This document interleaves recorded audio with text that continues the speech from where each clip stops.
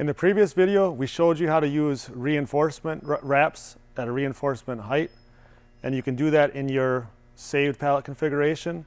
What I want to show you now is you can actually do that on the fly. So let's say you're wrapping and you decide, hey, I really want to get that part of the pallet. You can do it while it's wrapping. So I'm going to go to program 1, hit start, and it's going to, I have it set to 1 wrap on the bottom, so it's going to do that.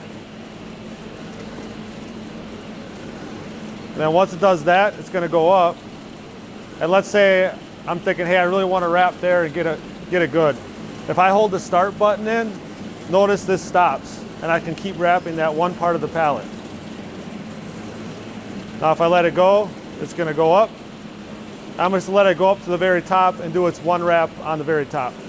And then it's going to continue its cycle and finish out.